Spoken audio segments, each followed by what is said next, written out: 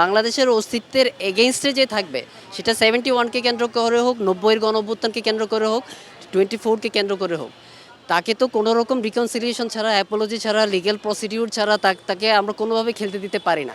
এখন আসতে পারে যদি আমাদের বর্তমানে যারা রানিং সরকার আছে যদি ওনারা যদি আনতে চায় আমাদের জন্যই ভালো হবে, কারণ ক্রিকেটে ভালো একটা প্লেয়ার প্রয়োজন, খুবই প্রয়োজন।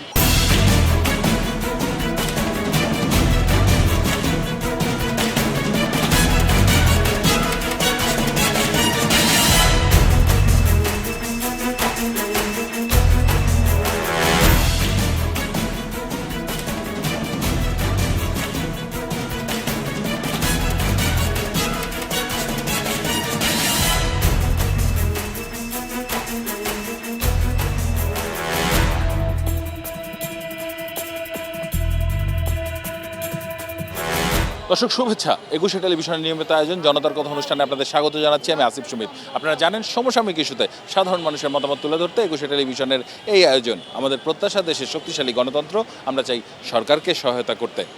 দর্শক, বাংলাদেশের প্রখ্যাত ক্রিকেটার সাকিব আল হাসান, যিনি 24-এর গণ অভ্যুত্থানের পর থেকেই বিদেশ রয়েছেন, মূলত তার রাজনৈতিক ক্যারিয়ার নিয়ে ব্যাপক বিতর্ক রয়েছে, আবার খেলোয়াড় জীবন নিয়েও রয়েছে সাধারণ মানুষের মধ্যে কৌতূহল। মূলত সাকিব আল হাসান এই বছরের শেষে দেশে ফিরতে চান, এমন একটি সাক্ষাৎকার তিনি দিয়েছেন। সাধারণ মানুষ সে বিষয়ে কি মনে করেন জেনে নেব তাদের কাছ থেকেই। সব দিক দিয়ে মিলে আসতে দেওয়া উচিত, যেহেতু ক্রিকেটার অলরাউন্ডার, বাংলাদেশের ক্যাপ্টেন ছিল। ক্রিকেট বোর্ড থেকে তো ওনাকে কোনো দেওয়া হয় নাই, উনি শুধু আইনগত যে সমস্যা ওটা সলভ করলে হয়ে যাবে। কৃতকর্মের জন্য যদি ক্ষমা না চায়, সে জুলাইয়ে যে পজিশন নিচ্ছিল ওপেনলি, তো সেটার জন্য যদি ক্ষমা না চায় সেই ক্ষেত্রে তার বাংলাদেশের ক্রিকেটে আবার পার্টিসিপেট করা বা বাংলাদেশে আসা, এটা আমি সাপোর্ট করি না আর কি। খেলোয়াড় সাকিব আল হাসান আর ব্যক্তি সাকিব আল হাসান আলাদা, যে যাই বলুক না কেন, is the one of the legendary player of Bangladesh. তো সাকিব আল হাসানের সাথে বাংলাদেশের কোনো ডিবেট নাই যে তার সেকেন্ড কোনো কপি আছে বাংলাদেশে। হয়তো রাজনৈতিকভাবে ইস্যু থাকতেই পারে, কিন্তু তার উচিত হয় না এভাবে কোনো স্বৈরাচারের সাথে তাল মিলানো। বাট ব্যক্তি সাকিব আল হাসান যদি মিলান, সেটা হচ্ছে আমি অ্যাপ্রিসিয়েট করবো না।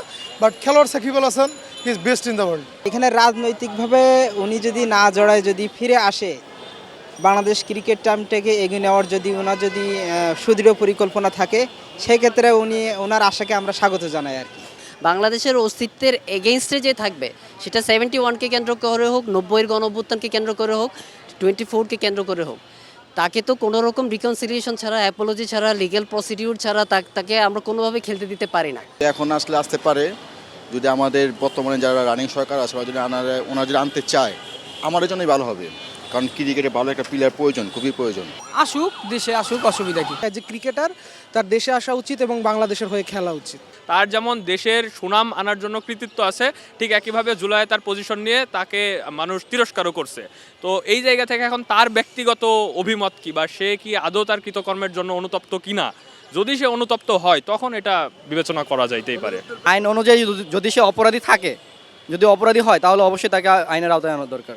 ভালোবাসা থেকেই বলা যে সে পলিটিক্সে না থেকে তার ক্রিকেট ক্যারিয়ারটাকেই রাখুক, বাংলাদেশকে আরও অনেক কিছু দিক, বাংলাদেশকে রিপ্রেজেন্ট করুক বিশ্বের দরবারে। আমার মনে হয় তাকে দেশে আনা উচিত, তাকে একটা সম্মানজনক ফেয়ারওয়েল দেওয়া উচিত, যেহেতু সে বাংলাদেশের একজন ব্র্যান্ড অ্যাম্বাসিডর ছিল স্পোর্টস ওয়ার্ল্ডে। আমি মনে করি তাকে জায়গা দেওয়া উচিত।